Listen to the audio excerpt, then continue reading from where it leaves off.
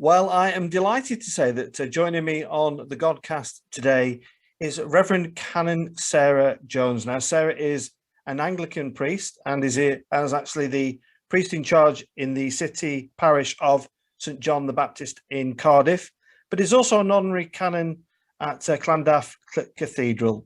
Sarah was previously Rector of Ross-on-Wye and Walford and Brampton Abbotts in the Diocese of Hereford, and was the first person to have made a gender change and then be recommended for training for ordination within the Church of England. Sarah, quite a long introduction, but lovely to welcome you to the Godcast. How are you?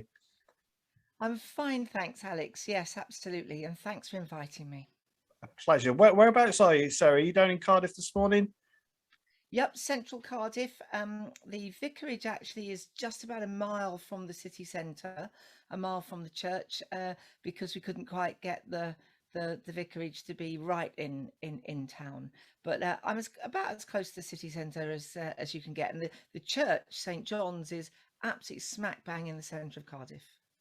So is it an attraction for tourists? Do you see lots of tourists visit?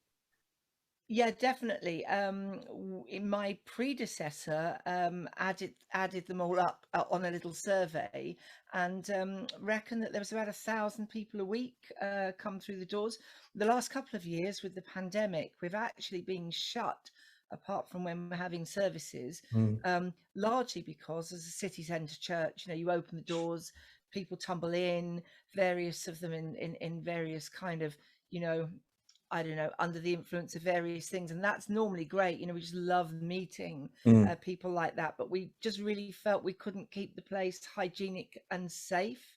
So we're open at a limited amount of time at the moment, but we're just beginning to reopen now because so many tourists and so many local people would normally be popping in. Yeah. Oh, well, we'll perhaps come back to that in a little while. Let's go back, Sarah, to maybe you as a young person. Were you raised in a Christian environment? Was church a familiar thing for you as a young person? Oh yeah, very much so. My mother was a Roman Catholic, and took me to church from as young as I can remember, and it all just made sense to me. I mean, age appropriate, of course, but it really did. Every week, and hearing the stories from the Gospels or the readings from either of the Testaments, it just really sank into my heart. And this idea that it's not all about us, that there's something beyond us, that there's a common purpose and ideas of goodness, justice, mercy. It all just was there for me, and it's throughout my life. It's been quite a stable commitment. Yeah. And so you were proactive in the church, were you? Can you recall some of the things you did? Just tell us a bit about what you did in church. Yeah, well, well, we were lucky really. We sat at the front, which was very nice. So even as a kind of 6-year-old, I saw everything. I saw the priest going around the altar and all of this kind of business. And it was a small church, so I really felt part of it. I served at the altar, in my teens. I read lessons. I play guitar, so in school I was part of the kind of guitar worship band. So yeah, it was quite important. Yeah. And then gradually, much as I loved my Roman Catholic kind of upbringing in terms of the faith, I bumped into the Church of England, and I mean this is going to sound really, really, really dull, but I just fell in love with the Church of England, and this was in the ASB, the kind of 1980s service, which so many people say, oh my word, that wasn't as good as what we have now or what we had before it. The first church service I went to in the Church of England, I went with a boyfriend actually, and I just thought, what is this? This is so important. So I kind of began my move towards Anglicanism, and now I'm a very happy Anglican. Yeah. And how early in your life were you thinking about potentially becoming a priest? Was it there from a young age, or did it kind of creep up on you later in life? No, it was there early. So you have to remember now, I was brought up as a Roman Catholic, and I have made a gender change. So I was brought up as a boy, and that's like really hard for me to say and think. But anyway, so when I was about 7 or 8, I had said to my mum, and my mum told my dad that I thought that I would like to be a priest. And bless him, I remember my dad taking me aside and saying very kind of I don't know, authoritatively, I didn't bring you into this world to waste your life as a priest. And so, oh my word, gosh. And then, of course, as I grew up, I became more aware of my, shall we say, conflicts of gender identity or sexuality. And I did sort of feel, obviously, that there was no chance of ministry for me. So you kind of get on with life, don't you? And then, long story short, when I made my gender change, I really thought, although I was an Anglican by then, I really thought that, I mean, I said to God, well, I've done it now, haven't I? You know, there's no chance of being ordained. And yet God had other plans. Mm. And just talking about that conflict of matters there regarding your gender, was that a wrestling period for you with your faith? Were you, were you ever, was your faith ever challenged by your situation that you found yourself in? Well, it was challenged, but I mean, I think our faith should challenge us every day on pretty much everything anyway. But, you know, specifically about sexuality and gender. So when I went to primary school, I mean, I was an only child, and so I didn't have anything to compare myself to. But as soon as I got to school, I mean, literally in the first year or two, I realized I just somehow was more one of the girls than one of the boys, more feminine than masculine, more female than male, however one would put it. And I had to wrestle with this as I grew up. So as I was beginning to bring this to faith, I when I realized that I thought I might have a problem and that I might actually have to do something about it, in other words, make a change, I did have to interrogate my faith and spirituality. So I did have to look at the passages. You know, there are passages in Deuteronomy, a man shall not wear women's clothes, a woman shall not wear man's clothes. There are even more pointed passages than that. And I had to look at those and say, look, if I really believe that, even just take Genesis, male and female, God made them male and female right at the beginning of the Bible. If I took those passages seriously in the understanding that a lot of people have of them at face value, reading in English, then did I have the license to make a gender change, or should I just be unhappy for all my life and say, well, I don't know why this has happened, but I can't do anything that God would disapprove of? So I did begin a very long and slow exploration, let's say, of passages, faith and stuff. I went on retreats, I spoke to people, I read things. So yeah, I did have to I did have to take that very seriously. Yeah.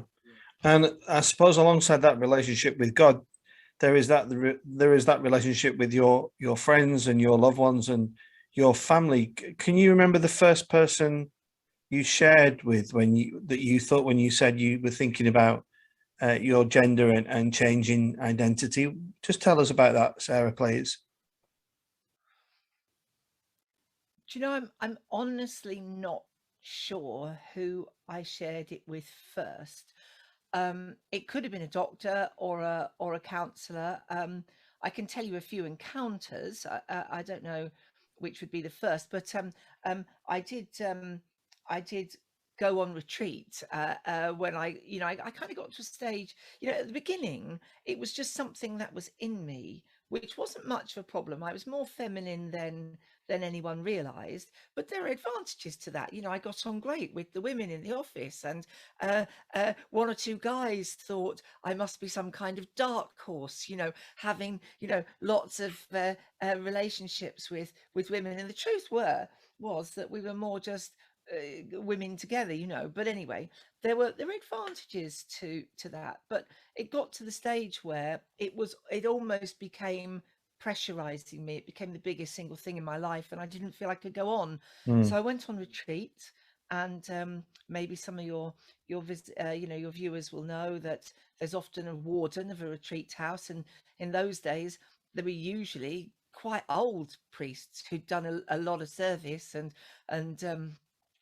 so when I went there, I got offered the chance to speak to the warden, and I wasn't particularly hopeful. I mean, what's the chances that some old priest, which I had picked at random, might give me anything sensible about agenda change? Most people, Mm. this was in the 1980s, most people had never really heard of it. And I was there for 3 days. And on the first day, he said, well, I don't really know, but let's talk tomorrow and the next day, and we'll see where we go. And I borrowed a book of his, Merton. I remember I wanted to read something of Merton. And on the last day, he said to me, he said, I don't know, Sarah. He said, I don't know a lot about this, but it seems to me that what you are is God's gift to you, and what you become is your gift to God. And I just thought, oh my word, Mm. this is a really quite long retired priest with no specialism in any of this stuff. And he has just said the most amazing thing. Yeah. He was saying, don't do anything frivolous, but look, what you are is what God's given you. Now, how can you be the best possible disciple? And if you really think that means you have to change your gender, then maybe it's on. So, I mean, I was just kind of bowled over by that. And, 35 years later, or whatever it is, 40 years later, I'm still thinking about that. So, Yeah. yeah, I What mean, a, there were what lots of encounters along the way. what a wonderful encouragement though from that man who you Oh, clearly never forget. Oh, amazing. And to this day, it was in Llandaff in Leicestershire. And I only went there because it was in the old days for the internet. So I just had a book and I rang Mm. round every retreat centre in alphabetical order and said, I'd like to go on retreat. And they said, yeah, when do you want to come? And I'd say, no, I need to come now. And Laund was the first place that had a space. Yeah, So yeah. totally random, or maybe not. Maybe not. Yes, indeed. Sarah, and when it and uh, when it was revealed to the world in your smaller context and the wider context, how was that? Was that a difficult period of time for you? Did you get much resistance? Were there Christians who were critical of you? Just Yeah. tell us through that little period of your life. Yeah.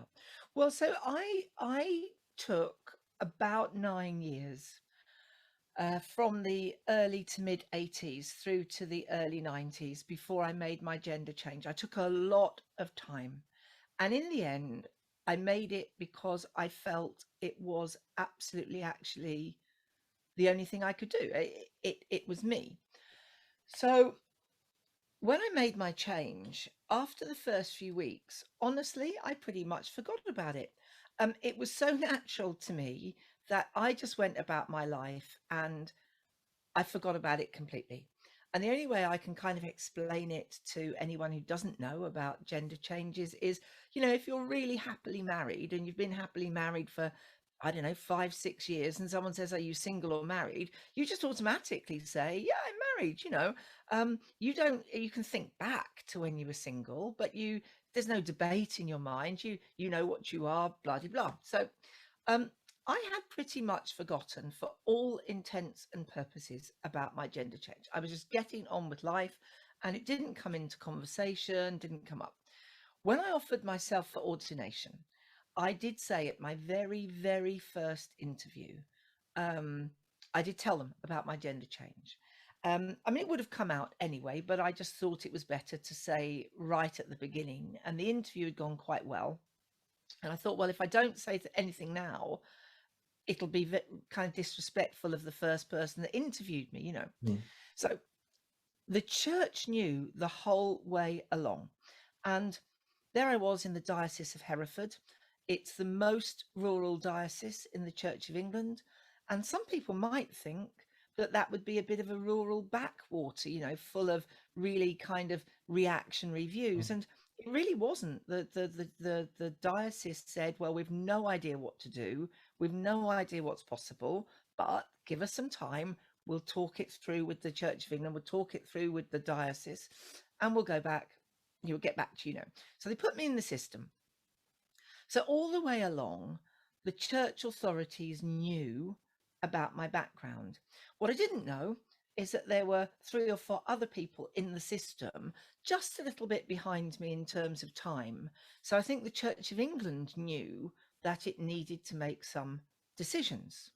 And eventually they decided that if I had a vocation, there was no reason why someone who had made a gender change should not be ordained, as long as you met all of the criteria. So I got ordained. It wasn't a topic for open conversation because it was my private business, and we didn't want a media storm, but everyone who needed to know knew. There was no deceit or anything. So I'm sitting at my desk about 8 months into the job on a Friday, and I get a phone call from a freelance journalist working for a national newspaper who says, are these your old details? They had my old name, various bits about me. I'd been very deliberately outed. So the way it came out really was that there was going to be a national newspaper story, and yes, that was quite traumatic because a lot of the people in my life didn't know about my change. Why would they need to? The parishioners didn't know. Again, why would they need to? They needed to know, could I bury someone? Could I preach properly? Did I love them? So we had a lot of people to tell in a very short period of time. And of course, as anyone who has ever been outed in the media will tell you, one of the things you can't control is what everybody else thinks. So, I was a curate, an assistant priest in a market town. Everybody knew me. It wasn't like a city. Wherever I went, everyone knew who I was. And I was then faced with, how do I leave the front door tomorrow? Because as soon as I step out, every single person, whether they're 10 or 91, will have heard on numerous channels about my personal medical history, and they'll all have opinions. Some of them might be, oh, that's great, and some of them might be, it's a bit odd, but okay, and others might just take against you. So no, it was very, very worrying. And did you and what was it like walking out of the door, on that morning after? Just tell us about that. Yeah, well, I practiced. So the Friday I got the phone call, and the journalist wanted to come up straight away. And we managed to say to him, look, it's Friday. The services are all on Sunday. What if we gave you an interview with the Bishop of Hereford and Sarah at the Bishop's Palace? You get an exclusive interview for 1 hour. And they went for that, which was great. That allowed us to do the Sunday services. It allowed us, I was in a team of 14 parishes, which meant that we were able to get round all of the church wardens and all of the people who would need to know. So that was good of the paper. And then the interview was on the Monday, and then they didn't publish. So I got up Tuesday morning and had to go down to the newspaper shop, bought the newspaper, and I wasn't in there. And the next day, I had to do the same thing. So you're living waiting for the axe to fall. So what I did was I walked up and down the streets of Ross-on-Wye. There's only about 3 main streets, and I walked up and down, up and down. There's people smiling at me and looking at me and making eye contact and all of this. And I'm thinking, right, just imagine this is 3 days' time. How will this be? Practice, practice, practice. So anyway, when I did step out, it was a bit weird, but what could I do? I wasn't ashamed of what I'd done. I'd taken 30 years to get to that point, and 9 of them actively trying to make a decision. The change was maybe 10 or 12 years or something in the past, so it wasn't something I'd done a few weeks before. So I was comfortable in who I was. So I stepped out. A couple of people kind of crossed over and clearly didn't want to see me. A couple of people were clearly trying to work out, oh my word, there she is. How do we? 1 or 2 people made a very obvious attempt at greeting me and smiling and everything. So on the whole, the reception was very good. A couple of people were not so happy, but by and large, the people of the towns stood by me because they had known me first as a person. But it was very worrying, yeah. And it was also very upsetting for some of my friends because people were probably saying to them, well, you've known her and how come you never said anything? And so there's a wide shadow when these things happen. Yeah. And how do you respond, Sarah? And do you engage with those who are who would be radically opposed to what you have done and your ministry? I'm part of Inclusive Church, and we would embrace you, and I'd love you to come maybe to Burnley one time and preach for us. But how do you rationalize that other side of the church where it can get quite vociferous and it can get quite personal? Just talk us through that, please. Yeah, well, as maybe many of your viewers will know, in the Church of England, Church of Wales, the Anglican Church, you're ordained, if you like, twice. You're ordained as a deacon first, and then about a year later, often people are ordained as priest. So my outing happened between the two. So when I was ordained priest, there were some hardline conservative evangelicals actually on the radio saying that I should not be ordained, and that this was because I was going to be the first one, of course. And so there was a very public kind of this is really not this is something that should not happen. So it does hurt. It is difficult. My instinct is to engage. I don't think there's much chance of convincing anyone on this subject if they start particularly anti, if they really think that this is evil or wrong or desperately sinful or I'm desperately ill or whatever. I don't think there's much chance of having one friendly conversation and then them saying, do you know what, I've changed my mind. But still engaging is really important, connecting, hearing what they have to say, and I think just being real to people. So I generally try and engage. I don't engage with trolls, although occasionally I do respond to an angry or aggressive or mildly abusive communication. But it's always in the hope of saying, look, you're my brother or you're my sister. We're all in this together. Let's connect, because actually, like it or not, we are all part of one family. So that's how I say it. I mean, one of the things I'd love to do, to be fair, would be go to an evangelical type conference and basically say, hi, here I am. Let's talk. Let me listen to your fire some questions. Let's do this nicely. I'd kind of like to do that. And I think sometimes I should, if I was a bit more organized, I'd try and get an invitation to do that. Yeah, I think that's very admirable, Sarah, to put yourself in that firing line, because it can get quite charged, can't it? And the views are very strongly held by some That people. they are. But one of the things that gives me strength, though, apart from the fact that honestly, I mean, how can any of us really know whether we're doing God's will? Okay, so we look at the Bible, we pray and have a relationship with God. We try and see what other people have done or are doing, and all of this kind of stuff. But it's not as if God actually gives us totally incontroversial kind of evidence. We're reaching towards this. So this is, a lot of our lives are educated, dedicated, best guess.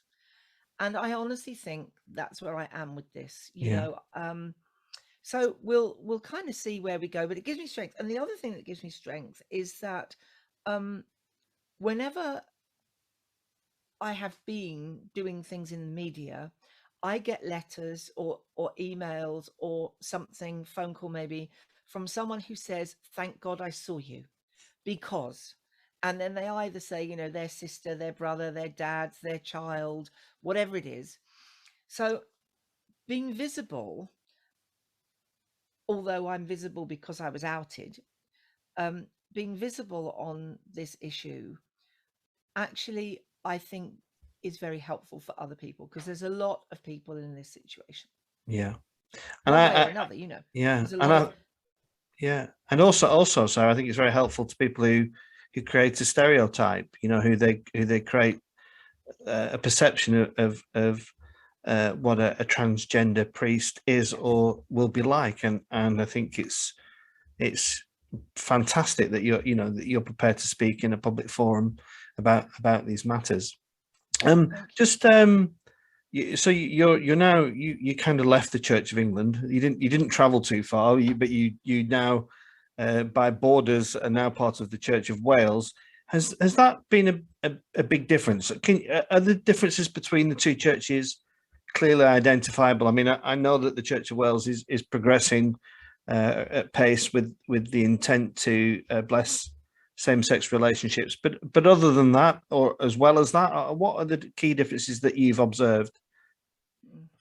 Well, I ended up in the church in Wales because of the post that I saw advertised. So, some people are looking to move to a particular part of the United Kingdom or wherever. That wasn't where I was. I'd been in my previous parish for a long time. I was looking for a new post, and um, this particular post got advertised. It was Central Cardiff, and I thought, okay, it looked, there was something about a call in it, so I I applied and got the job. The Church in Wales is very like the Church of England, but you're right. It is. Forgive me if this comes across in the wrong way, but it's quite a bit ahead of the Church of England in terms of inclusivity and diversity for matters of sexuality and gender.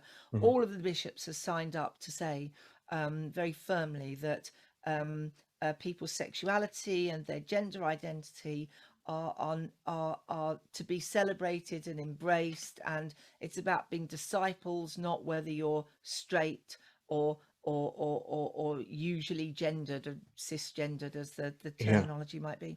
So in many ways it has been very, very good. And being the vicar of a city centre church, they're very happy for me to be reaching out into what I would call the queer community in all sorts of ways. It's part of the things they want me to do. And I know there are places in the Church of England where that would be possible. I dearly love the Church of England.